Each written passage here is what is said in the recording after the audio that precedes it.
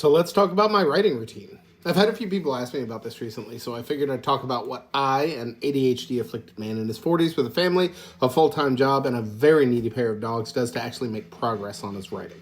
In the past 5 years, I have drafted out 5 full-length novels, totaling just shy of 600,000 words, which is baffling to me when I actually say it out loud.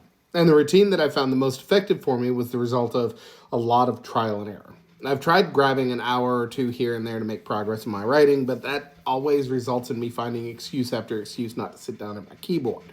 I have tried writing sprints in the evenings, but I gotta be honest, at the end of an 8 to 10 hour workday actually paying for my food and shelter and all the crap I need to live, it's really hard to convince myself to then sit down and be creative.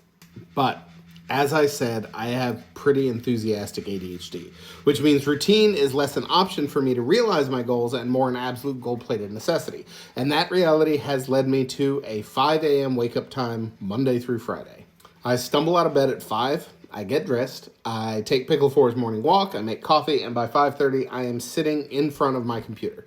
I have to log into my work at 8 a.m., so ideally that gives me 2.5 hours to write. I also have a daily goal of 2,000 words a day. If I don't hit that in the morning, I'll then spend my lunch working to try to hit that target, but it gets a little more finicky than that. See, I write in the same room that I work, my home office, and my stupid broken brain needs something that delineates between writing time and work time. So I allocate 15 minutes for breakfast, and I know this sounds weird, but I also changed the lighting in my office. I have smart lights, and I have a different theme for when I'm writing and when I'm working. This was actually a tip provided by my therapist, and while I scoffed at it initially, it really does make a big difference. I also have a candle that I only light when I'm drafting. That was a tip from Rebecca Thorne, and it works great. I think when you've got ADHD, you sometimes have to trick your brain into knowing when it's time to shift your focus. And while getting up so early and being so finicky sucks, it's also working for me.